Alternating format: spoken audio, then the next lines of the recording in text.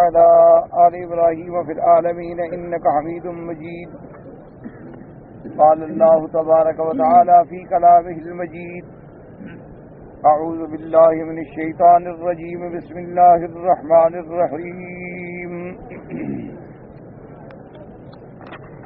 وَلَقَدْ مَكَّنَّاكُمْ فِي الْأَرْضِ وَجَعَلْنَا لَكُمْ فِيهَا مَعَايِشَ قَلِيلًا مَا تَشْكُرُونَ.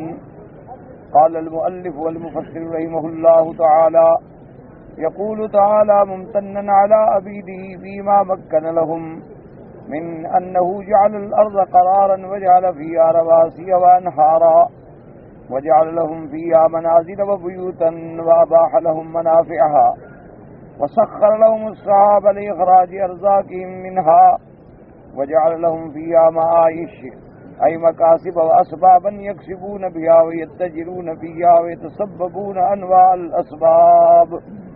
اللہ تبارک و تعالیٰ ان آیات مبارکہ میں اپنے بندوں پہ احسان فرماتے ہیں اور اظہار احسان فرماتے ہیں کہ ہم نے تمہارے لیے زمین کو جائے قرار بنایا، اور پھر اللہ تبارک و تعالیٰ نے زمینوں میں پہاڑوں کے بوجھ رکھے تاکہ زمین جو ہے مضطرب نہ ہو، اور اللہ تبارک و تعالیٰ نے تمہارے لیے زمینوں میں انہار نہریں پیدا فرمائیں تاکہ استفادہ کر سکو.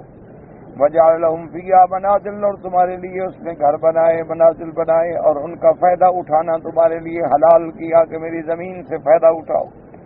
وسخر لهم السحاب لإخراج أرزاقهم منها، اور پھر اللہ تبارک و تعالی نے بادلوں کو مسخر فرما کے پانی برسایا تاکہ تمہارے لیے زمین سے کھیتیاں اور پھل پیدا ہوں. وجعل لهم فيها معايش، اور زمین میں تمہارے لیے اللہ تبارک و تعالی نے مقاصد یعنی کام کی کمانے کے اسباب پیدا فرمائے تاکہ اس سے تم کماؤ. وَيَتَّجِرُونَ فِيهَا، تاکہ تم تجارت کرو.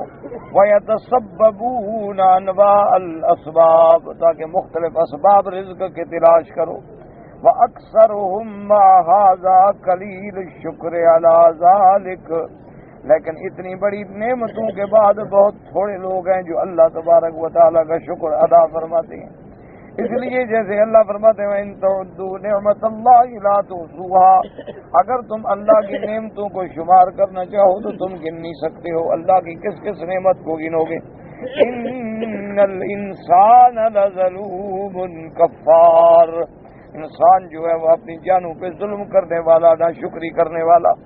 وقد قال الجميع معايش بلا حمد اللہ عبد الرحمن محمد الاعرج. بعض علماء نے، بعض قراء نے معايش کو حمزے کے بغیر پڑھا ہے. صرف عبد الرحمن ابن حرمز الاعرج جو ہیں وہ حمزے کے ساتھ پڑھتے ہیں. والصواب والذی علیہ الاکثرون بلا حمز، اکثر مفسر رحمۃ اللہ علیہ فرماتے ہیں کہ راجح قول یہی ہے کہ اس کو معايش یعنی بغیر حمزے کے معايش پڑھا جائے، کیونکہ یہ معايش جو ہے جمع معیشہ سے ہے اور اس کا اصل ہے عاش یعیش وعشروں معیش معاشیہ. وَسُسْكِرَتِ الْقَصْرَةُ الْيَاءِ بِنُقْطِ الْعَيْنِ فَصَارَتْ مَعِيشَةٌ، کیونکہ کسرہ جو تھا وہ یا پہ ثقیل تھا تو اس کو عین کی طرف نقل کیا گیا تو معیشہ ہو گیا. فَلَمَّا جُمِعَتْ الْحَرَكَةُ إِلَى الْيَاءِ لِبَالِ الْإِسْقَالِ فَقِيلَ مَعَايِشُ وَوَزْنُ مَفَاعِلٍ لِأَنَّ الْيَاءَ أَصْلِيَّةٌ بِالْقَلْبِ بِخِلَافِ مَدَائِنِ وَصَحَائِفُ وَبَصَائِرِ. کہ مدائن صحائف بصائر میں یا اصلیہ نہیں ہے، معايش میں یا جو ہے وہ اصلیہ ہے، جیسے جمع مدینہ و صحیفہ بصیرہ من مدن و صحف. فإن الياء فيها زائدة ولهذا تجمع ولا فعائل وتهمز لذلك، کیونکہ اس کے اندر یا جو ہے وہ زائدہ ہے اس لیے اس کی جمع فاعل بھی آتی ہے اور حمزے کے ساتھ بھی، لیکن اس میں جو راجح قرات ہے وہ بغیر حمزے کے. فرمایا وَلَقَدْ خَلَقْنَاكُمْ ثُمَّ صَوَّرْنَاكُمْ ثُمَّ قُلْنَا لِلْمَلَائِكَةِ اسْجُدُوا لِآدَمَ فَسَجَدُوا إِلَّا إِبْلِيسَ لَمْ يَكُن مِّنَ السَّاجِدِينَ. يُنَبِّهُ تَعَالَىٰ بَنِي آدَمَ فِي هَٰذَا الْمَقَامِ إِلَىٰ شَرْفِ أَبِيهِمْ آدَمَ. اللہ تبارک و تعالیٰ ان آیات میں اپنے بندوں کو تنبیہ کرتے ہیں کہ آدم کا کتنا بڑا شرف ہے اور مقام ہے. تم اپنے والد کے مقام کو پہچانو اور اللہ کے شکر گزار بنو. وَيُبَيِّنُ لَهُمْ عَدَاوَةَ عَدُوِّهِمْ إِبْلِيسَ، اور اللہ تبارک و تعالیٰ ان آیات میں واضح فرماتے ہیں کہ ابلیس تمہارا کھلا دشمن ہے، ابلیس کی فرما برداری، ابلیس کے تعلق سے بچو. وَمَا هُوَ مَنْطُوًّا عَلَيْهِمْ حَسْدًا وَلِأَبِيهِمْ آدَمَ يَحْذَرُوا وَلَا يَتَّبِعُوا طَرَائِقَهُ. اللہ تبارک و تعالیٰ نے ان آیات میں واضح فرما دیا کہ ابلیس کے دل میں جو حسد تھا تمہارے ابا آدم علیہ السلام کے ساتھ، تاکہ تم اس کے حسد سے، اس کی دشمنی سے بچ جاؤ اور اس کے تعلق میں اور اس کے قید و مکر کا شکار نہ ہو جاؤ اور اس کے طریقوں پہ نہ چلو. اس لیے فرمایا وَلَقَدْ خَلَقْنَاكُمْ ثُمَّ صَوَّرْنَاكُمْ ثُمَّ قُلْنَا لِلْمَلَائِكَةِ اسْجُدُوا لِآدَمَ فَسَجَدُوا وَهَذَا كَقَوْلِهِ تَبَارَكَ وَتَعَالَى. جیسے دوسرے مقام پہ بھی اللہ نے فرمایا وَإِذْ قَالَ رَبُّكَ لِلْمَلَائِكَةِ إِنِّي خَالِقٌ بَشَرًا مِنْ صَلْصَالٍ مِنْ حَمَإٍ مَسْنُونٍ فَإِذَا سَوَيْتُهُ نَفَخْتُ فِيهِ مِنْ رُوحِي فَقَعُوا لَهُ سَاجِدِينَ وَذَلِكَ أَنَّهُ تَعَالَى مَا خَلَقَ آدَمَ بِيَدِهِ مِنْ طِينٍ لَازِبٍ. اللہ تبارک و تعالی نے اپنے ہاتھوں سے آدم علیہ السلام کو پیدا فرمایا ایک چکنی مٹی سے. وَصَوَّرَهُ بَشَرًا سَوِيًّا، پھر اس کو انسان کی شکل عطا فرمائی. وَنَفَخَ فِيهِ مِنْ رُوحِهِ، اللہ پاک نے پھر اس میں روح پھونکی. آمر الملائکۃ بالسجود لہ تعظیما لشأن اللہ تعالی وجلالہ. اللہ تبارک و تعالی نے حکم دیا ملائکہ کو کہ سجدہ کرو. دراصل اس میں بھی اللہ کی عظمت و جلال ہے کہ میں جس کو پیدا کروں اس کے آگے جھک جاؤ. فسمعوا کلہم، تمام ملائکہ نے حکم سنا اور مانا. وَأَطَاعُوا إِلَّا إِبْلِيسَ لم يكن من الساجدين، لیکن ابلیس نے سجدہ نہ کیا. وقد تقدم الكلام على ابلیس في اول تفسیر سورۃ البقرہ وهذا الذي قررناه اختیار جریر ولا ذلك كل آدم علیہ السلام. اب مفسر رحمۃ اللہ علیہ فرماتی ہیں کہ اس سے پہلے سورۃ البقرہ میں بحث گزر چکی ہے، ہم ابلیس کے مسئلے پہ پوری بحث کر چکے ہیں، دوبارہ دہرانے کی ضرورت نہیں ہے. اور ان آیات میں کہ وَلَقَدْ خَلَقْنَاكُمْ ثُمَّ صَوَّرْنَاكُمْ، ابن جریر رحمۃ اللہ علیہ فرماتے ہیں کہ اس سے مراد آدم علیہ السلام ہے. بعض فرماتے ہیں کہ خلقناکم سے مراد آدم ہے، وصورناکم سے مراد اولاد آدم ہے. لیکن ابن جریر رحمۃ اللہ علیہ نے اسی قول کو ترجیح دی ہے کہ تمام آیات میں مراد آدم علیہ السلام. وقال سفیان الثوری نام من سین بین بعض ولقد خلقناکم ثم صورناکم قال خلقوا فی اصلاب الرجال. اللہ تبارک و تعالی نے بندوں کی پشت میں انسانوں کا نطفے جو تھے ان کو پیدا کیا. وصوروا فی ارحام النساء، اور پھر جب وہ نطفہ منتقل ہو کے عورت کے رحم میں پہنچا تو پھر عورت کی رحم کے اندر اللہ نے اس کو بنایا. هو الذی یصورکم فی الارحام کیف یشاء. حضرت سفیان ثوری رحمۃ اللہ علیہ کے ایک قول ہے رواه الحاکم وقال صحیح عشر سوال مخرجاه. ونقل من جرير بعض طرف ايضا ان المراد بخلقناكم ثم صورناكم الذریۃ.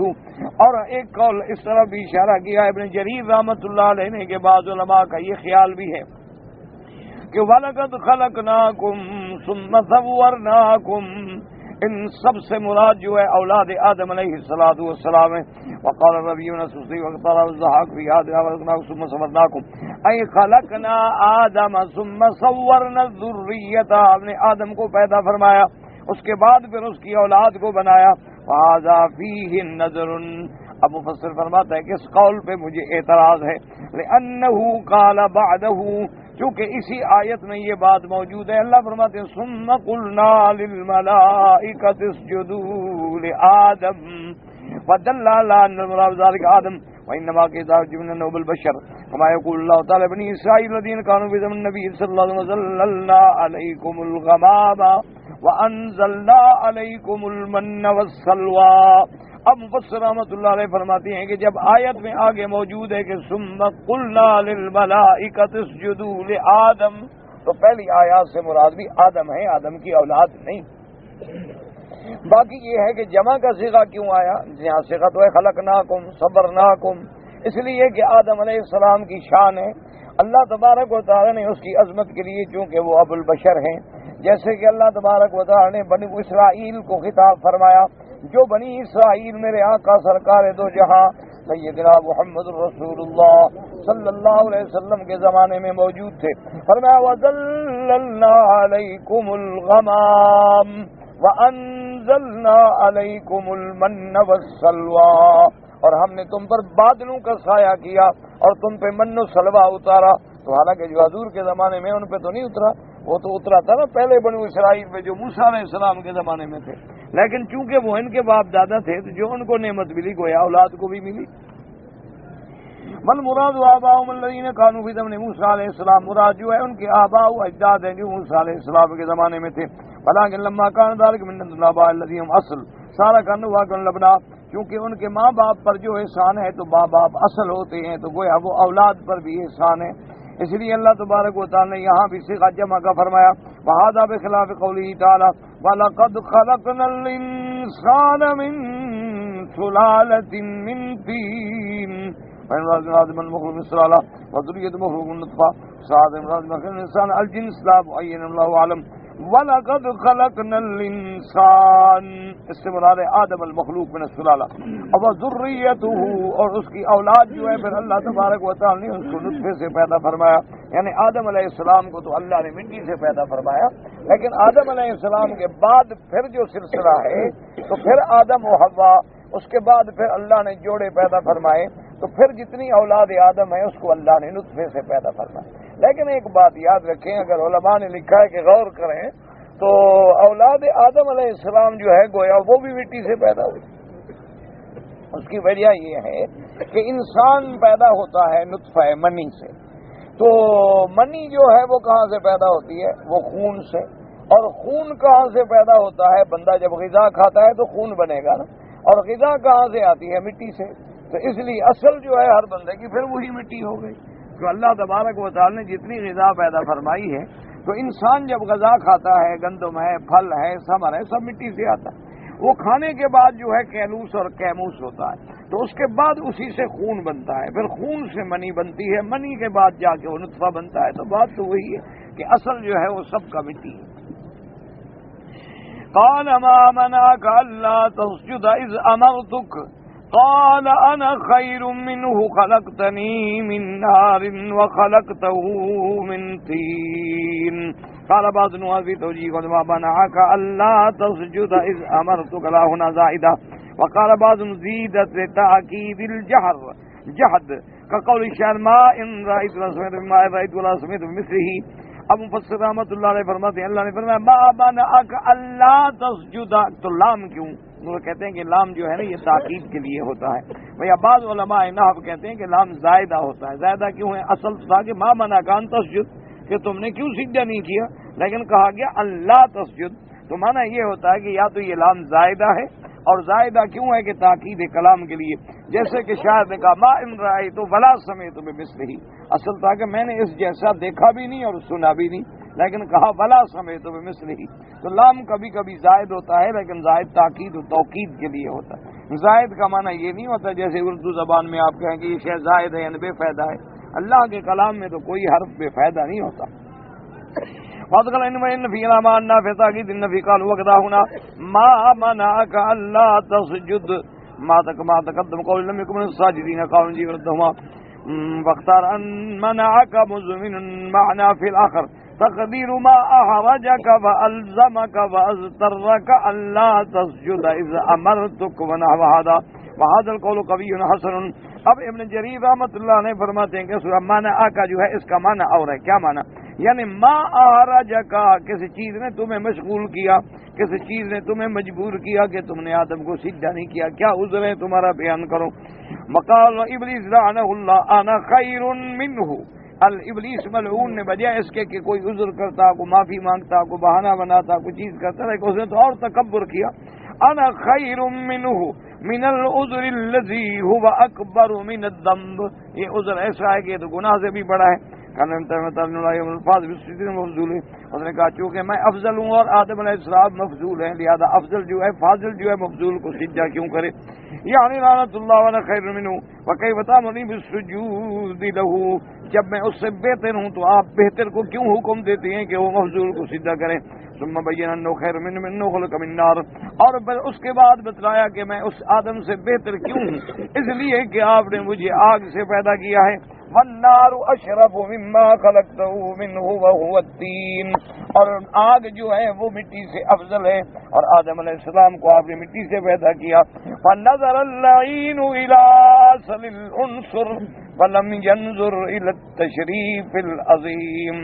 اب مفسر رحمۃ اللہ علیہ فرماتا ہے کہ ابلیس لعین وہ ملعون بدبخت جو تھا وہ جنس کے اس عنصر کے چکر میں پڑ گیا کہ آگ افضل ہے یا مٹی افضل ہے. اس نے یہ نہیں دیکھا کہ اللہ نے جس کو شرف دیا ہے تو تم کون ہو مٹی اور آگ کے فیصلے کرنے والے.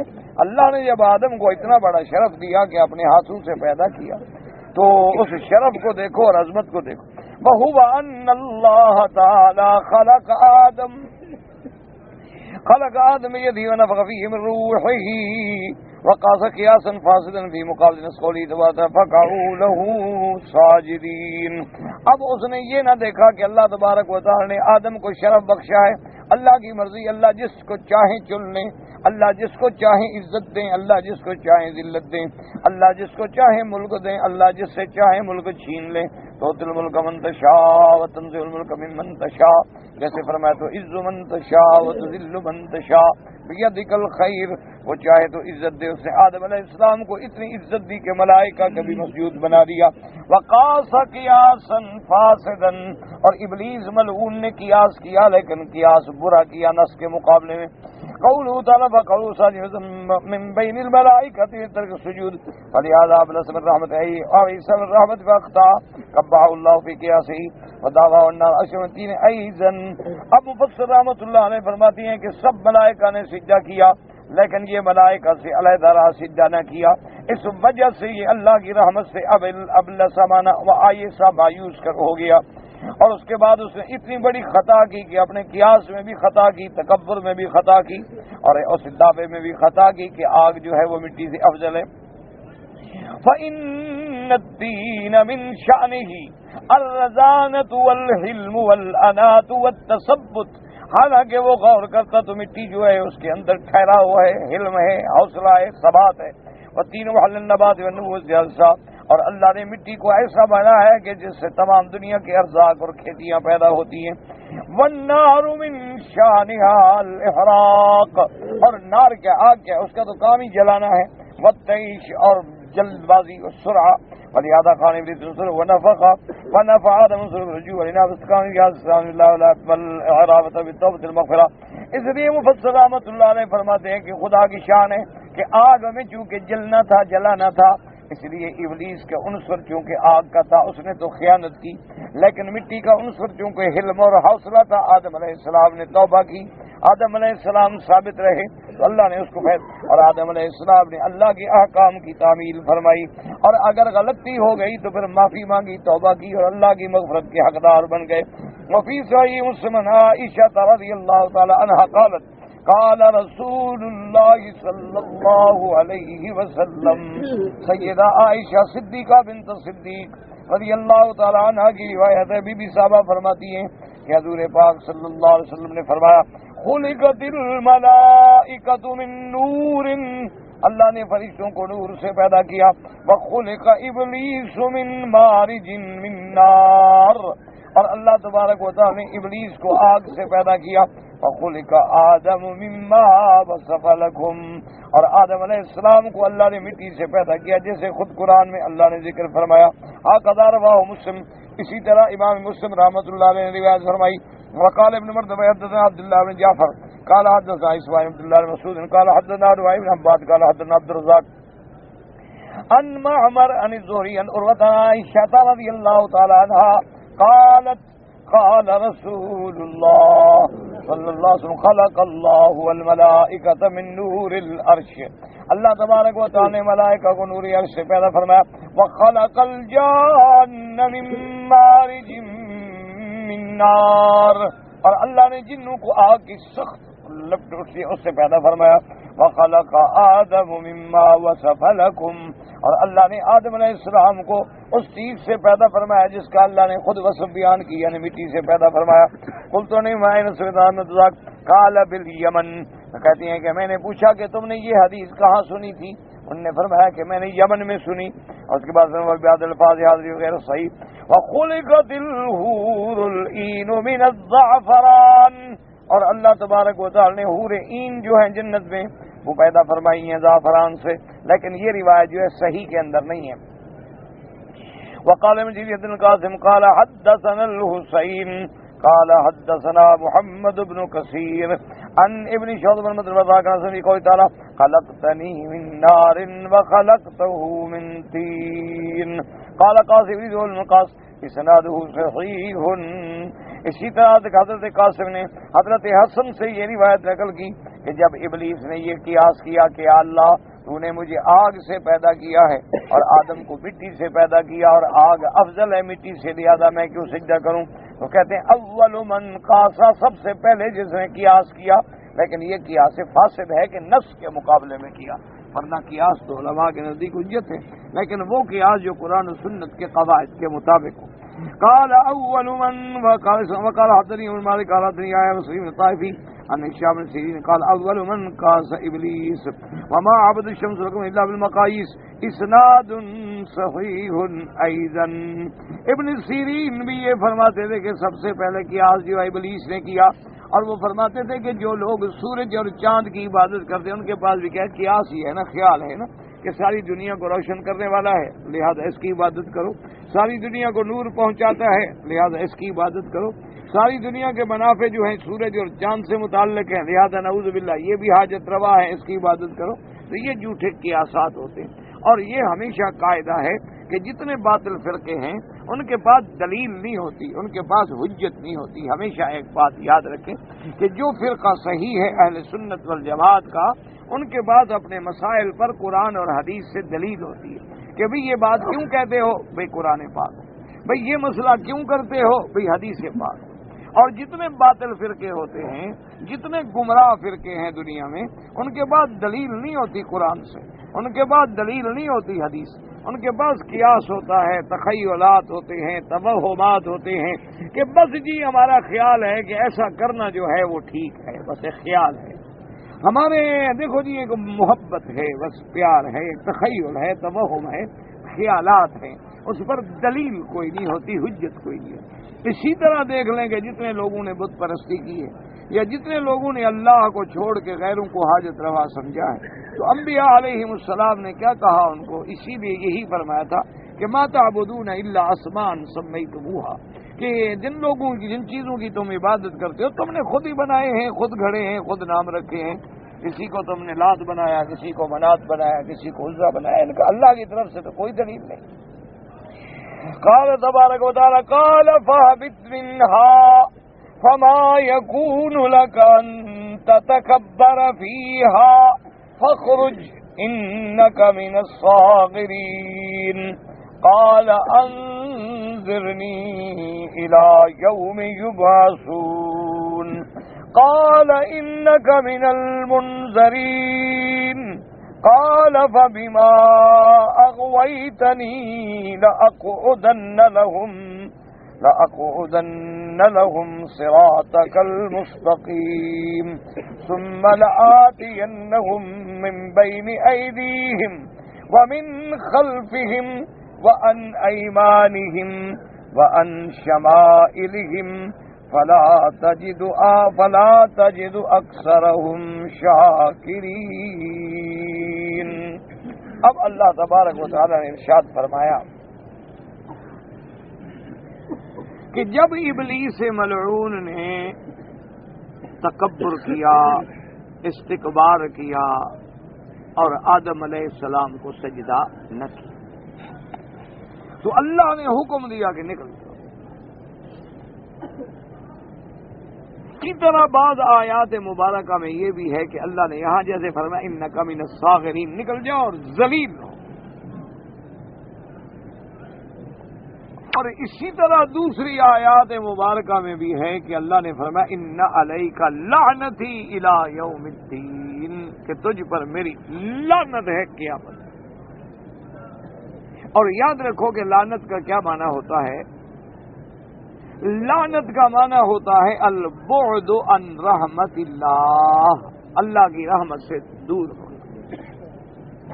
تو جب اللہ کی رحمت سے دور ہو گیا تو بچ کے گیا، باقی تو کوئی چیز ختم ہو گئی. بغیر اللہ کی رحمت کے تو کوئی چیز قائم نہیں رہ. اچھا، اب جب اللہ تبارک و تعالیٰ نے ان کو حکم دیا تو اب دو لفظ آئے تھے، ایک لفظ ہے فہبط اور ایک لفظ تھا فخرج. اسی لیے میں نے عرض کر دیا تھا کہ ایک ہوتا ہے حبوط، حبوط کا معنی ہوتا ہے کہ اوپر سے نیچے اترنا، اور خروج کا معنی ہوتا ہے کسی چیز میں آپ کمرے میں بیٹھے اس سے باہر نکلیں تو یہ خروج، اور حبوط کا معنی یہ ہوتا ہے کہ آپ اوپر سے نیچے اتر آئے، یہ ہے حبوط۔ تو بعض علماء کرام نے فرمایا کہ یہ 2 دفعہ کا حکم جو ہے تاکید کے لیے ہے، اصل مقصد یہ تھا کہ میری جنت سے نکل۔ اور بعض علماء کرام نے اس کا دوسرا جواب دیا، انہوں نے فرمایا کہ ایک حکم تھا آسمانوں سے اترنے کا، زمین پہ جانے کا، کہ زمین پہ آسمانوں سے اتر، اور ایک تھا کہ جنت سے نکل، اس لیے 2 لفظ۔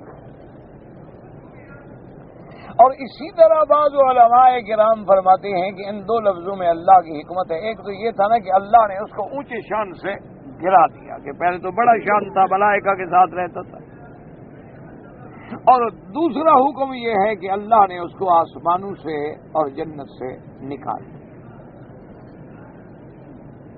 اور تیسری بات یہ بھی یاد رکھ لیں کہ ان آیات مبارکہ سے یہ مسئلہ بھی سمجھ آ گیا کہ اللہ نے جنت پیدا فرما دی ہے، جو عقیدہ ہے اہل سنت والجماعت کا کہ جنت پیدا ہو چکی ہے، جہنم پیدا ہو چکی ہے۔ صرف یہ ہے کہ اللہ نے ہم کو چھپا کے رکھا ہوا ہے، اور یہ بھی مسئلہ حل ہوا کہ جنت آسمانوں میں ہے، کہ اللہ تبارک و تعالی نے جب آدم علیہ السلام کو پیدا فرمایا تو ان کو حکم دیا کہ یا آدم اسکن انت وزوجک الجنہ، کہ آدم علیہ السلام تم اور تمہاری بیوی جو ہے وہ جنت میں ٹھہرو۔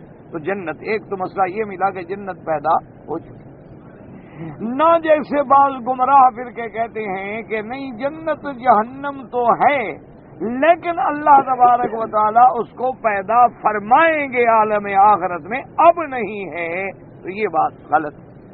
صحیح عقیدہ یہ ہے کہ جنت اللہ پیدا کر چکے ہیں۔ اگر جنت پیدا ہی نہیں ہوئی تو پھر آدم علیہ السلام کہاں ٹھہرے؟ آدم علیہ السلام کو جب جنت پہ رکھا گیا اور ابلیس کو جنت سے نکالا گیا تو جنت اس کا مطلب ہے کہ پیدا ہو چکی۔ اور اس کے بعد سب سے بڑی دلیل مبارک جو ہے وہ ہے لیلۃ المعراج، کہ میرے آقا سرکار دو جہاں رحمت للعالمین شفیع المذنبین سیدنا محمد الرسول اللہ صلی اللہ علیہ وسلم جب معراج میں تشریف لے گئے تو آپ نے جنت کی زیارت کی، جنت میں داخل ہوئے، تو جنت پیدا ہو چکی تھی تب ہی تو داخل ہوئی، اور حضور صلی اللہ علیہ وسلم نے وہاں اپنے وزیر اور اپنے خلیفہ اور اپنے صاحب مزار سیدنا عمر کا گھر بھی دیکھا، تو لہذا جنت جو ہے پیدا ہو چکی ہے۔ اور اسی لیے حضور پاک نے فرمایا اپنی امت کو کہ جب اللہ سے جنت مانگا کرو تو جنت الفردوس کا سوال کیا کرو کہ یا اللہ ہمیں جنت الفردوس نصیب کرو۔ فرمایا انہو اعلی الجنہ، سب سے اعلیٰ جنت جو ہے نا، اللہ کی تو کئی جنتیں، ایک جنت تو ہے نہیں، جنت عدن ہے، جنت الخلد ہے، جنت الماوا ہے، جنت الفردوس ہے، تو کئی جنتیں ہیں اللہ کی، تو سب سے اعلیٰ جنت جو ہے فرمایا وہ جنت الفردوس ہے۔ اور ایک روایت میں آتا ہے کہ 7واں آسمان جو ہے وہ اس کی گویا زمین ہے اور اللہ کا عرش جو ہے وہ اس کی چھت، اس لیے سب سے اعلیٰ جنت جو ہے وہ جنت الفردوس۔ باقی یہ دلیل پکڑنا کہ جی ہمیں جنت نظر نہیں آئی اور ہم نے پوری زمین کنگھال ڈالی ہے اور ہمیں جہنم نظر نہیں آئی، تو یہ کوئی دلیل نہیں ہوتی کہ اگر کسی جگہ تمہارا علم نہ پہنچے تو اس کا مطلب یہ تو نہیں ہے کہ وہ چیز دنیا میں ہے ہی نہیں۔ کتنے اللہ کے سیارات ہیں جہاں تم ابھی تک نہیں پہنچے ہو، اللہ تبارک و تعالی نے کتنی سیارات بنائے، مشتری ہے، زحل ہے، عطارد ہے، کتنے سیارات ہیں، بروج ہیں ابھی جن تک تم نہیں پہنچی، اور کتنی کواکب و نجوم ہیں ابھی جن کی روشنی زمین تک نہیں پہنچی ہزاروں سال گزرنے کے بعد۔ تو تم کیسے دعویٰ کر سکتے ہو کہ جی ہم نے نہیں دیکھی، تم نے نہیں دیکھی تو تم جاہل ہو، تمہارا علم وہاں نہیں پہنچا، تم نے ابھی اس ترقی پہ نہیں، مقام پہ نہیں پہنچے ہو۔ کتنی چیزیں ہیں جن کا انکشاف ابھی ہو رہا ہے، جدید ہو رہا ہے، جن کا انکشاف پہلے نہیں تھا۔ یہ تو مومن کا کام ہے کہ ہمارا ایمان ہے کہ قرآن کہتا ہے، حضور فرماتے ہیں تو جنت موجود ہے. بس ایک اصولی سی بات یاد رکھیں کہ نہ جاننا دلیل نہیں ہوتی. اب دیکھو نا جی، سورج ہے تقریباً زمین سے 119 گنا بڑا ہے. یہ جتنا زمین ہے نا آپ کی، اس کو اگر 119 سے ضرب دے کے پھیلاؤ تو اتنا بڑا کرہ ہے سورج کا. تو یہ زمین اس کے سامنے کیا حیثیت رکھتی ہے؟ اور پھر چاند ہے، وہ الگ ایک کرہ ہے. اسی طرح 7 سیارات ہیں، وہ الگ ایک کرات ہیں. اللہ کے ملکوت السماوات والارض ہیں جن کو اللہ کے سوا کوئی نہیں جانتا ہے. یہ جہالت ہوتی ہے. اچھا، ابھی زمین ہے تو ان کا تمام علم جو ہے وہ ایک حد تک پہنچا ہے. ان نے زمین میں ڈرلنگ کی، بڑی محنت کی.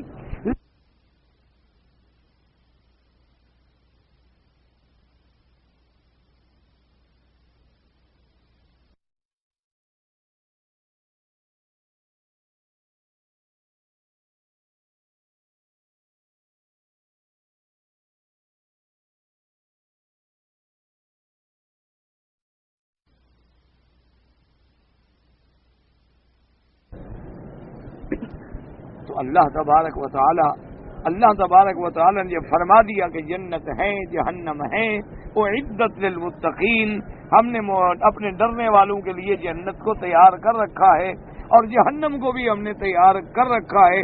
تو پھر بلا وجہ یہ کہنا کہ جی ہمیں علم نہیں ہے، ہمیں پتہ نہیں ہے. تو تمہیں پتہ نہ ہونا جو، اگر میں نے دنیا میں کوئی ملک نہیں دیکھا تو میں کہوں وہ ملک ہی نہیں ہے اس لیے کہ میں نے نہیں دیکھا ہے. یہ کوئی دلیل نہیں ہوتی.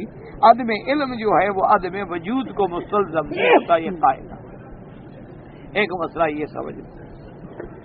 اور دوسرا مسئلہ یہ سمجھ لیں کہ اللہ نے جو قرآن میں فرمایا ہے کہ الذین یرثون الفردوس، مومن وہ ہیں جن کو ہم جنت کا وارث بنائیں گے. تو وارث کیسے بنیں گے کہ پہلے ہمارے ابا کی جگہ تھی نا آدم علیہ السلام کی، تو اب جو اولاد وہاں جائے گی تو اپنے باپ کی جگہ میں جا رہی ہے نا. اس لیے ان کو گویا اپنے ابے کا میراث ملے گا. تو جو حلالی اولاد ہوگی وہ میراث حاصل کرے گی، اور جو حرامی اولاد ہوگی وہ محروم ہو جائے گی اور میراث سے ہٹا دی جائے گی. اور تیسری بات یہ سمجھیں جو اس مسئلے میں ہے کہ جب اللہ نے ابلیس کو ملعون قرار دے دیا تو اب ابلیس نے ایک سوال کیا. قال انظرنی الى یوم یبعثون قال انک من المنذرین. ابلیس نے سوال کیا کہ مولا مہربانی کر، مجھے آپ نے ملعون تو قرار دے دیا، مردود قرار دے دیا، مرجوم میں ہو گیا، لیکن مجھے مہلت دو اس وقت تک الی یوم یبعثون، اس دن تک جس دن کو لوگوں نے پھر قبروں سے کھڑا ہونا، اس دن تک مجھے زندگی دے دے. تو اب اس میں مسئلہ سمجھیں کہ ابلیس ہے، ملعون ہے، اور تمام ملعونوں کا سردار ہے اور دشمن ہے اللہ کے انبیاء کا، اللہ کے دین کا اور اللہ کے عباد صالحین کا. لیکن جب مانگنے کا وقت آیا تو مانگ کس سے رہا ہے؟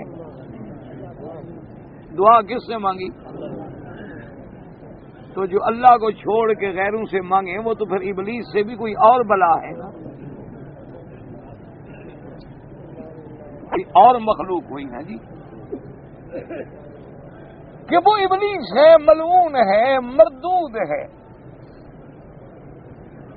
اور سب سے بڑا دشمن دین ہے. لیکن اس کو بھی پتا ہے کہ میں جو کچھ بھی ہوں خدا کے سوا کوئی دینے والا.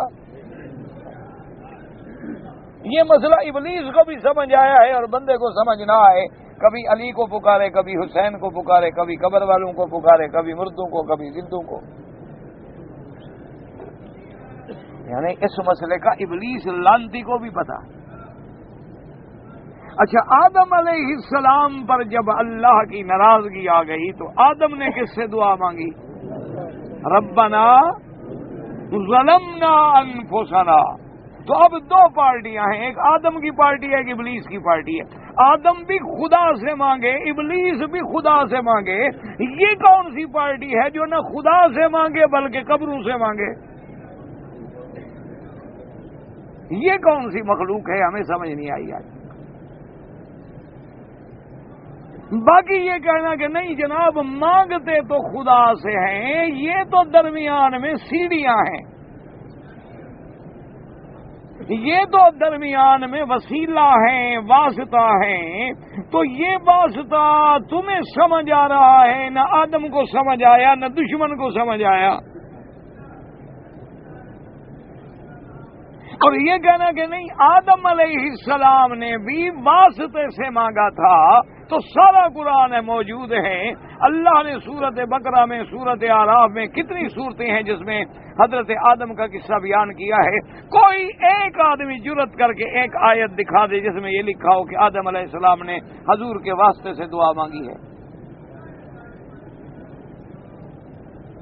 اللہ نے آدم کا سارا قصہ قرآن میں ذکر کر دیا کہ ہم نے آدم کو پیدا کیا، ہم نے آدم میں روح پھونکی، ہم نے آدم علیہ السلام کو مسجود الملائکہ بنایا، ہم نے آدم علیہ السلام کو اسماء کا علم عطا فرمایا، پھر آدم علیہ السلام کو جنت میں رہنے کا حکم دیا، آدم علیہ السلام سے بی بی حوا کو نکالا، پھر آدم علیہ السلام نے وہ درخت کھا لیا، پھر آدم علیہ السلام کے کپڑے اتر گئے، پھر آدم علیہ السلام کو ہم نے جنت سے زمین پر اترنے کا حکم دیا. یہ سارا قصہ تو قرآن نے بیان کر دیا ہے. ایک واسطے اور وسیلے والی روایت چھوڑ دی ہے کہ 1400 سال کے بعد مولوی خود ڈھونڈے گا. کوئی خدا کا خوف کریں، یعنی کتنی بڑی بات ہے کہ نبی کے کپڑے اتر جائے. یہ کوئی معمولی بات ہوتی ہے؟ یعنی اللہ کی ناراضگی جو آئی آدم علیہ السلام پہ تو فبدت لہما سوآتہما فتفقا یخصفان علیہما من ورق الجنہ. آپ کے بدن آپ کے کھل گیا. آدم علیہ السلام دوڑ رہے ہیں، کب جنت کے درختوں کے پتے اٹھا اٹھا کے بدن چھپا رہے ہیں. اللہ نے حکم دیا الم انہکما ان تلکما الشجرہ. نے فرمایا آپ بھاگ رہے ہو، میں نے تم دونوں کو حکم نہیں دیا تھا کہ اس درخت کے قریب مت جاؤ. وَأَقُلْ لَكُمَا، اور میں نے تم کو یہ نہیں کہہ دیا تھا کہ ان الشیطان لکما عدو مبین، کہ شیطان تم دونوں کا کھلا ہوا دشمن ہے. اس کی باتوں میں نہ آنا. قَالَا رَبَّنَا ظَلَمْنَا أَنفُسَنَا إِن لَّمْ تَغْفِرْ لَنَا وَتَرْحَمْنَا لَنَكُونَنَّ مِنَ الْخَاسِرِينَ. انہوں نے کہا اللہ آپ نے فرما دیا تھا، آپ نے درخت سے بھی روکا تھا، آپ نے شیطان کی دشمنی بھی بتلا دی تھی، بس ہم نے اپنے جانوں پہ خود ظلم کیا ہے، ہم سے غلطی. یہ سارا واقعہ قرآن میں اللہ نے فرمایا کہ آدم سنو، غلطی تو معاف ہے لیکن اترنا پڑے گا آپ زمین پہ. فیہا تحیون وفیہا تموتون ومنہا تخرجون. اب زمین پہ زندگی گزارو گے، اب جنت والی زندگی نہیں ملتی، اور اسی میں زندہ رہو گے، اسی میں تمہیں موت آئے گی، اور پھر اسی زمین سے ہم تمہیں نکالیں. یہ سارا واقعہ اللہ نے قرآن میں بیان فرما دیا ہے. اتنا بڑا واقعہ بھی اللہ نے قرآن میں بیان فرما دیا. حضور پاک فرماتے ہیں صلی اللہ علیہ وسلم کہ جب آدم علیہ السلام کا جسد بنایا گیا تو 60 ہاتھ قد مبارک جو ہے لمبا تھا، اور جب جسد بنایا گیا روح پھونکی نہیں گئی، اور 60 ہاتھ کا ایک جسہ جو ہے وہ جنت میں آسمانوں میں موجود ہے. ابلیس بھی وہاں عبادت کرتا تھا، تو وہ روز ملائکہ سے کہتا بھی یہ کیا ہے؟ وہ کہتے ہمیں بھی پتہ نہیں کیا چیز. اب ایک روایت میں حضور فرماتے ہیں کہ ایک دن ابلیس نے کیا کیا، آیا قریب بیٹھ کے اس کو دیکھا کہ یہ بھی کیا ہے، کیا چیز. دیکھتے دیکھتے پھر ان کا اوپر سے یہ جو سر کا حصہ ہے، منہ کا حصہ ہے، وہاں سے بیٹھ کے پھونک ماری۔ اب پھونک جو ماری تو نیچے سے ہوا نکل گئی، چونکہ اندر تو خالی تھا نا۔ تو کہنے لگا پتہ تو نہیں کہ اللہ پاک کیا پیدا کر رہے ہیں، لیکن ہے جو چیز ثابت قدم نہیں رہے گی، بہکے گی ضرور، کیونکہ اندر سے خالی ہے۔ یہ واقعہ بھی میرے محبوب نے بیان فرما دیا۔ یہ واقعہ بھی میرے محبوب نے بیان فرما دیا کہ جب اللہ نے آدم علیہ السلام میں روح پھونکی اور روح مبارک جو ہے وہ سر سے ڈالی گئی، تو اب آنکھوں میں روح آ گئی تو آنکھیں کام کرنا شروع کر دیا، منہ میں روح آ گئی، سینے تک روح آ گئی۔ جب یہاں تک روح آئی تو آدم علیہ السلام اٹھنے لگ گئے، اور روح آ گئی نا جی۔ تو آدم علیہ السلام جب اٹھنے لگے تو ابھی ٹانگوں میں تو روح اللہ نے ڈالی نہیں تھی، کیسے اٹھے؟ گر گئے۔ اسی پہ اللہ نے فرمایا خلق الانسان عجولا، کہ انسان کتنا جلد باز ہے کہ ابھی ہم نے پوری روح بھی نہیں پھونکی اور حضرت صاحب اٹھنے کے لیے بھی تیار ہو گئے۔ تو اللہ نے یہ واقعہ ابھی قرآن میں بیان کر دیا، صرف تمہارے وسیلے والا مسئلہ بیان نہیں کیا۔ کیا وجہ کیا ہے؟ وہ ایک ضعیف روایت میں ہے کہ آدم علیہ السلام نے نام لکھا ہوا دیکھا تھا۔ بھئی جب سارا قرآن موجود ہے، اتنا بڑا واقعہ ہے، کوئی معمولی بات ہے، اس کو قرآن کیوں نہیں ذکر کرتا؟ اور خود سرکار دو عالم رحمت دو جہاں محمد الرسول اللہ صلی اللہ علیہ وسلم کیوں نہیں اپنی امت کو حکم دیتے کہ بھئی تمہارے ابا کو بھی چھٹکارا وسیلے سے ملا تھا، تمہیں بھی وسیلے سے ملے گا۔ حضور یہ تو فرماتے ہیں کہ میرے لیے وسیلہ طلب کرو۔ لوگوں نے سمجھا یعنی میرا وسیلہ پکڑو، میرے لیے وسیلہ مانگو اللہ سے، میرے لیے اللہ سے مانگو یا مجھ سے مانگو۔ اور حضور نے فرمایا وسیلہ کیا ہے؟ وہ جنت میں ایک مقام اور مرتبہ ہے، اور سب سے اونچا مرتبہ ہے، وہ میرے لیے مانگو۔ جب تم میرے لیے وہ مقام مانگو گے تو میں بھی تمہاری شفاعت کروں گا۔ تو وہ وسیلے کا معنی یہ نہیں کہ وسیلہ پکڑو، وہ تو وسیلہ ایک مقام ہے۔ جیسے قرآن میں آگے ابتغوا وابتغوا الیہ الوسیلہ، لوگوں نے سمجھا وسیلہ پکڑو، یہ معنی نہیں مانا ہے کہ ہمارے صالحہ کرو، جاہدوا فی سبیلہ، اللہ کے راستے میں سعی کرو، کوشش کرو۔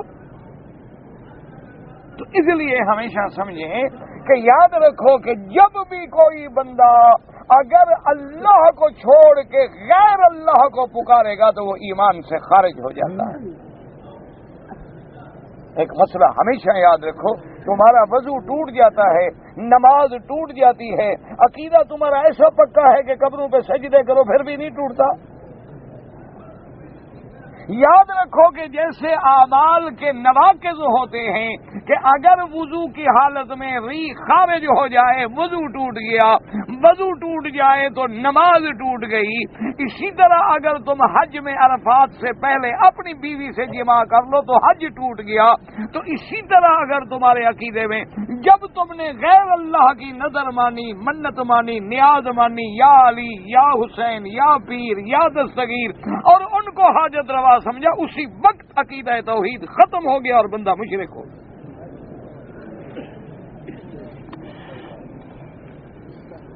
یہ کوئی معمولی مسئلے نہیں ہے کہ اچھا جی اللہ ہی راضی تو پیر ہی راضی، خیرات برائے خدا تے نیاز برائے حسین۔ کس کو دھوکہ دے رہے ہو، حسین کو یا خدا کو؟ خیرات اللہ کے نام پر ہے، نیاز اس کے نام پر ہے، کیا مانا؟ یعنی آدھے آدھے چاول کر لیں۔ انا للہ و انا الیہ راجعون۔ تمام خیرات جو ہے اللہ کے لیے ہے، اللہ اس کو قبول فرما لے تو ثواب عطا فرما دے، جو قبول نہ کرے تو اس کی مرضی۔ ہمارے بس میں تو ہے کہ ہم خیرات کیے چلے جائیں، یہ تو ہمیں پتہ ہی نہیں کہ قبول ہے یا نہیں ہے۔ ایک آرزو ہے، تمنا ہے کہ اللہ قبول فرما لیں گے، لیکن کوئی بس کتنے ہم لوگ ہیں طواف کرتے ہیں، نماز پڑھتے ہیں، عمرے کرتے ہیں، 20 لاکھ آدمی آتا ہے، لیکن خدا جانے کس کا قبول ہے، وہ تو اللہ کو پتا ہے۔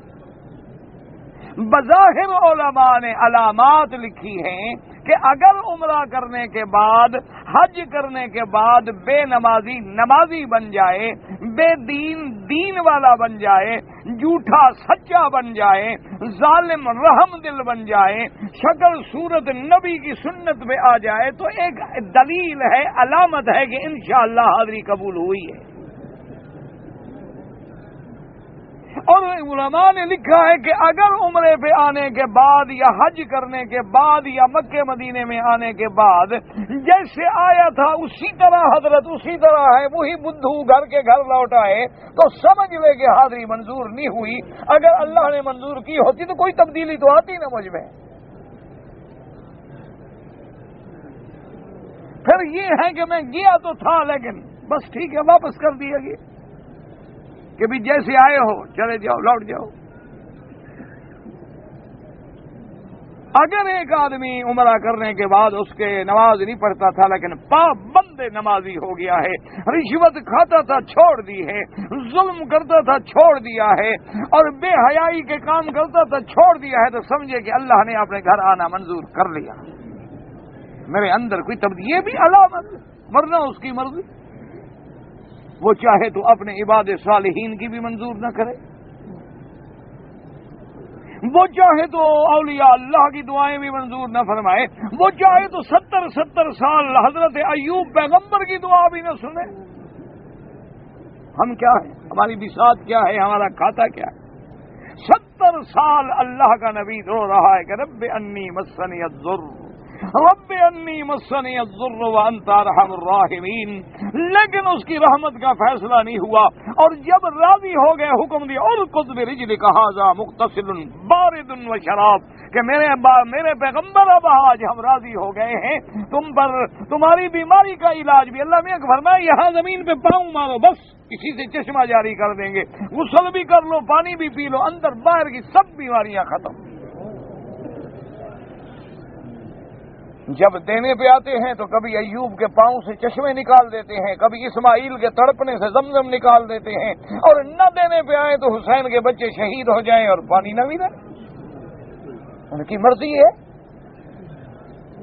اس کے احکام میں، اس کی خدائی میں، اس کے فیصلوں میں کوئی دخل دے سکتا ہے؟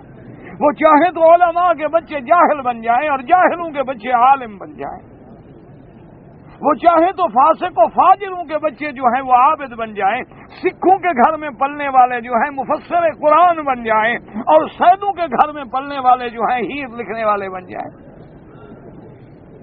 یہ اس کی مرضی ہے، وہ جو چاہے کر دے، تمہارے ہمارے بس میں ہیں، ہم تو بندے ہیں، عاجز ہیں، مانگتے رہیں، لیکن جو اللہ سے نہ مانگے تو یہ ضرور غور کر لو کہ نہ وہ آدم کے کھاتے میں ہے نہ ابلیس کے کھاتے میں ہے، پتہ نہیں وہ تیسری مخلوق کیا بلا ہے، کہ ابلیس ملعون ہے، مردود ہے، لیکن کہتے ہیں انظرنی، مولا مہلت دے۔ اور یہ بھی مسئلہ سمجھ آ گیا کہ آدمی جتنا گناہگار ہو جائے مایوس نہ ہو کہ اللہ اگر ابلیس کی سن لیتا ہے تو ہم ابلیس سے گندے تو نہیں ہیں نا، تو ہماری بھی سنے گا۔ اسی لیے ایک مولوی صاحب گئے نا جی، تو ایک میرے جیسا گناہگار بد کردار آدمی تھا، گندا آدمی تھا، میری طرح کا، ایک مولوی صاحب بزرگ تھے، عالم تھے، متقی تھے، وہ آئے تو انہوں نے کہا کہ یار تم ایسے ہو، تم ایسے ہو، تم گندے ہو، نماز تم نہیں پڑھ، تم ایسا آدمی ہے، کیسا بندہ ہے تم؟ تو بڑی سخت لفظوں میں کہا، تو وہ بیچارہ سنتا رہا، جب اس کا بھی صبر لبریز، پیمانہ لبریز ہو گیا تو اس نے کہا مولوی صاحب زیادہ چیخنے کی ضرورت نہیں، تم نے بہت تقریر کر لی، میں نے بھی سن لی۔ کیوں؟ میں تمہیں اچھی بات، انہیں کیا اچھی باتیں کر رہے ہو؟ میں فرعون سے برا نہیں ہوں، اور تم موسیٰ علیہ السلام سے کوئی بڑے مولوی نہیں ہو، اس کو تو اللہ نے فرمایا کہ میٹھی باتیں کرو، اور تم مجھے بیٹھ کے کافر بنا رہے ہو، کبھی کہتے ہو تم برے ہو، کبھی کہتے ہو کافر ہو، کبھی کہتے ہو فلان ہو۔ تو پیار سے بات کرو، باقی معاملہ اللہ کا اللہ کے ہاتھ میں ہے. پتہ نہیں ہمیں کسی نیک کو نیکی پہ تکبر نہیں کرنا چاہیے. کوئی پتہ نہیں ہوتا جب وہ راضی ہونے پہ آتا ہے وہ گناہ گاروں کو جنت میں پہنچا دیتا ہے، نیکوں کو پکڑ کے جہنم میں ڈال دیتا. وہ بے نیاز ہے. بس ڈرتے بھی رہو اور رحمت کی امیدیں بھی رکھو، لیکن شرک نہ کرو. اگر عقیدہ صحیح نہ ہوا تو پھر بخشش کی کوئی. اب قرآن یہاں یہ کہتا ہے قال انظرنی الی یوم یبعثون، میرا مولا مجھے اس دن تک مہلت دے جس دن تو نے لوگوں کو قبروں سے اٹھانا ہے. اب دیکھو بدبخت سمجھدار کتنا تھا کہ جب سور پھونکا جائے گا ساری مخلوق فنا ہو جائے گی تو ایک صرف اللہ کی ذات باقی ہوگی. کہتا ہے اللہ میاں مجھے اس وقت تک زندہ رکھ تاکہ تیرے مقابلے پہ میں اس وقت بھی کھڑا رہوں.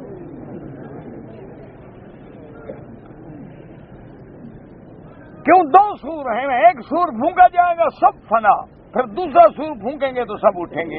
تو کہتے ہیں نا اٹھنے والے دن تک. تو جب پہلا سور پھونکا جائے گا اور سب پہ فنا آ جائے گی تو اللہ کی ذات تو ہوگی نا باقی. کہتے یا اللہ تو باقی ہوگا تو میں بھی تو رہوں نا. اپوزیشن لیڈر ہے نا، اپوزیشن میں کھڑا ہے تو وہ ٹھیک ٹھاک کھڑا ہے نا، یہ تو نہیں کہ قدم ڈگمگا جائیں. اچھا یہاں تو قرآن کہتا ہے کہ اللہ نے فرما دیا انک من المنذرین، جاؤ ہم نے تمہیں مہلت دے دی. لیکن دوسری جگہ اللہ نے بیان فرما دیا الی یوم الوقت المعلوم، کہ تم نے تو یوم البعث تک مہلت مانگی ہے لیکن ہم تمہیں مہلت تو دیتے ہیں لیکن اس وقت تک جو ہمارے علم میں ہے. اس لیے مفسرین نے لکھا کہ جب پہلا سور پھونکا جائے گا وَنُفِخَ فِي الصُّورِ فَصَعِقَ مَن فِي السَّمَاوَاتِ وَمَن فِي الْأَرْضِ إِلَّا مَن شَاءَ اللَّهُ، کہ جب سور پھونکا جائے گا بے ہوش ہو جائیں گے، مر جائیں گے. اس وقت ابلیس بھی مر جائے گا، ختم ہو جائے گا. پھر دوسرا سور جب پھونکا جائے گا تو سب اٹھیں گے، اس لیے پھر ابلیس بھی اٹھے گا. اس لیے اللہ تبارک و تعالیٰ نے قرآن مقدس میں اس واقعے کو بیان فرما دیا ہے. زندگی باقی تو بات باقی انشاءاللہ. میرے چاچا فوت ہو گئے ہیں، والدین کہتے ہیں کہ کل خوانی کریں. کل خوانی پتہ نہیں ہوتی کیا بلا ہے یہ خوانی، مجھے تو آج تک سمجھ نہیں آئی یہ کل خوانی پتہ نہیں کیا بلا ہے. یعنی کل پڑھو تو خوانی ہو جاتی ہے. یہ بدعت ہے، رواج ہے، اس کا شریعت سے کوئی تعلق نہیں. تم نے خیرات کرنی ہے چاچے کے لیے روز کرو، سارا سال کرو. حج افراد کے بھائی میں نے بتا دیا تھا نا قربانی نہیں کرنی پڑے گی تو جلدی فارغ ہو جاؤ گے. یہ دو فائدے تو ہو گئے اور کون سے دو فائدے بتاؤں؟ روز ایک بات تو نہ پوچھا کرو نا. نماز میں اپنی نگاہ جو ہے سجدے کی جگہ پر رکھو. جی کہ ہمارے ملک میں، بنگلہ دیش میں، پاکستان میں، ہندوستان میں لوگ کعبہ شریف کا احترام کرتے ہیں، پاؤں نہیں کرتے. یہاں عرب لوگ جو ہے پاؤں کرتے ہیں. ہمارے ہاں تو صرف احترام ہی ہے نا، نماز تو نہیں نا. ہم احترام تو مسجد کا بھی کرتے ہیں، دور سے سلام علیکم مسجد شریف. نماز نہیں پڑھتے، یہ نماز پڑھتے ہیں. دوسری بات یہ ہے کہ ہر ملک کے آداب الگ ہوتے ہیں. اب دیکھو نا کسی ملک میں آپ ہاتھوں سے ایسا کریں نا تو ہاتھ تمہارا کاٹ ڈالیں گے، اور بعض ملکوں میں تم 10 دفعہ کرو نہیں چڑتے ہو کیونکہ ان کے ہاں یہ عیب نہیں ہے. تو یہاں بھی یہ پاؤں کرنا جو ہے بے ادبی میں شمار ہی نہیں ہوتا ان کے نزدیک. اگر بے ادبی ہوتی تو مسلمان ہیں، خدا کے کعبے کی کون بے ادبی کر سکتا ہے؟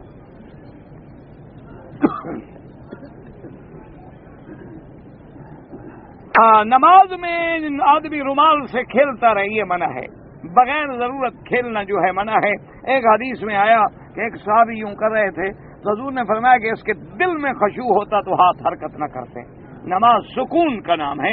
ایک ہے مجبوری کہ کوئی عمل کثیر کرنا پڑ گیا، لیکن آدمی آمدن رومال بناتا رہے یا کھیلتا رہے یا گھڑی دیکھتا رہے یا اپنے بٹن بند کرتا، یہ چیزیں منع ہے نماز میں. نماز خشوع و خضوع کا نام ہے. ہنڈی کے ذریعے سے جو لوگ پیسے بھیجتے ہیں، اگر ملک کو نقصان ہوتا ہو ہنڈی کے ذریعے تو نہ بھیجا جائے. جس آدمی نے رمضان کے بعد کوئی عمرہ نہیں کیا لیکن مدینہ منورہ جائے اور وہاں سے عمرہ کرے، اگر عمرہ کرے گا تو پھر تمتع ہو جائے گا. کہتے ہیں جی احکام اور حضور کے مکمل طریقے جو قرآن حدیث میں حرم شریف اور مسجد نبی میں جاری ہوئے ہیں یہاں پر عمل نہیں ہو رہا. آپ نمبر وار لکھیں گے یہ حکم قرآن کا اور یہ حدیث کا اس پہ عمل نہیں ہو رہا. نمبر 2 نمبر 3 آپ لکھ کے بھیجیں تاکہ ہم اوپر بتلائیں.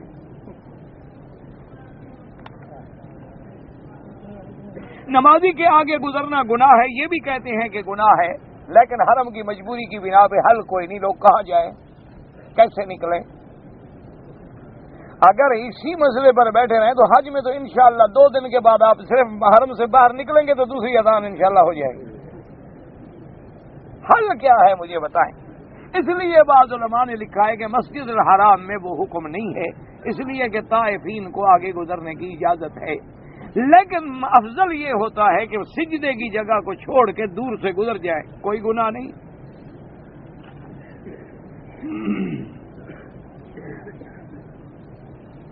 امام صاحب کے پیچھے مقتدی جو ہے سجدہ و قیام میں رکوع کرے یا لباس میں کوئی اقتدا نہیں، ہر آدمی کا لباس اپنا ہوتا ہے. ننگے سر اگر کوئی نماز پڑھائے جائز ہے، کپڑا نہ ہو تو کوئی حرج نہیں، اگر گلے میں قمیض بھی نہ ہو تب بھی کوئی حرج نہیں، سطر چھپا ہوا ہو نماز جائز ہے.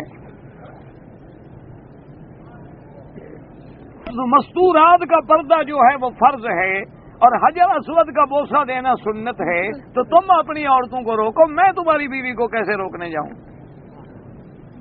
یہ بھی مولوی کے ذمہ ہے، علماء کا قصور ہے. بھئی تم اپنی بیوی کو سمجھاؤ گے نا شاید دھکے نہ کھاؤ، دور سے اشارہ کر دو بس سلام علیکم. یہ مسئلہ تم سمجھاؤ، ان نے تو اپنے آدمی کھڑے کیے ہیں، سپاہی کھڑے کیے ہیں، تم لڑو مرو تو کیا کریں؟ اور اگر وہ سختی کے ساتھ بالکل روک دیں پھر تم کہو گے دیکھو جی حضور کی جالی کو بھی نہیں چمڑ دیں اور حجر اسود بھی نہیں چمڑ دیں، بھابیاں دے پلے پہ گئے، پھر اس کا کیا علاج ہے؟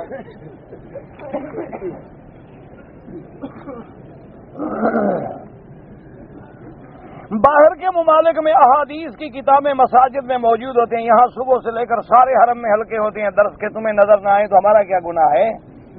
یہاں تو پورا معہد ہے حرم میں جس میں قرآن و حدیث پڑھایا جاتا ہے. صبح کو نماز پڑھ کے 7:30 بجے آ جانا نئے حرم میں، دیکھنا کتنے حلقے لگے ہوئے ہیں.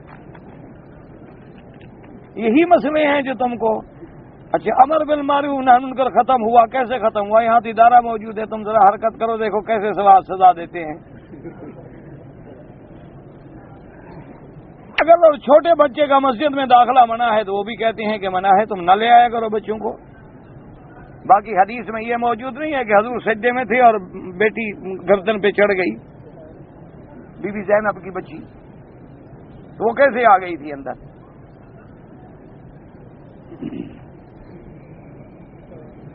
اگر ایک آدمی نے عمرے میں غلطی کی اور دم پڑ گیا اور پیسے نہیں ہیں تو 10 روزے رکھے. جو لوگ 4 مہینے کی ملازمت پہ آئے ہیں وہ اب زیارت کے لیے مدینہ منورہ جائیں تو اگر مدینے سے عمرہ کریں گے تو پھر حج تمتع ہو جائے گا. اگر وہ اپنے کیمپ میں آ جائیں اور کیمپ حد حرم سے باہر ہو تو پھر عمرہ کرنا ضروری نہیں ہے. نماز فجر کے بعد اور عصر کے بعد اگر ہم طواف کریں تو حنفی مسلک میں 2 رکعت مغرب کے بعد پڑھیں، باقی ائمہ کے نزدیک حرم میں جائز ہے. میری دکان ہے، میرا بہنوئی ہے، 7 سال تک میری دکان سے وہ چوری کرتا رہا. تم بھی بڑے عقل والے ہو کہ 7 سال دیکھتے رہے، تو اب 7 سال کے بعد مولوی کو کہنے کی کیا ضرورت ہے؟ صبر کیا، آپ بھی صبر کرو، اللہ بدلہ دے گا. بس لاؤڈ سپیکر میں نماز جائز ہے، بالکل جائز ہے. اگر میں والدین کے لیے طواف کروں، بالکل کرو، طواف کرو، عمرہ کرو، حج کرو، والدین کے لیے تو ضرور کرو. اپنے والدین کی قبر پرانی ہو گئی ہے، اونچی دیوار بنانا، دیوار نہ بنائیں، دیوار بناؤ گے تو آہستہ آہستہ روضہ بن جائے گا انشاءاللہ. بس رہنے دو، خیر میں رہے، دعا کرو اللہ ان کی قبر کو جنت بنائے. بس تم دیوار بناؤ گے، تمہارے بیٹے آئیں گے انشاءاللہ، وہ کوئی پودا لگائیں گے، کوئی اور آئے گا غلاف ڈالے گا، پھر اور آئے گا، سجدہ شروع ہو جائے گا. کام یہیں سے شروع ہوتا ہے نا. کی والدہ انتقال کر گئی ہیں، بالکل ان کی قبر پہ جائیں اور ان کے لیے دعائے مغفرت کریں، بالکل یہ تو حکم ہے شریعت کا۔ جب ایک آدمی ایک غیر عورت سے نعوذ باللہ زنا کرے اور ایک بوسو کنار، تو دونوں سزا برابر نہیں، زنا کی سزا الگ ہے، بوسو کنار کی سزا الگ ہے۔ شیطانی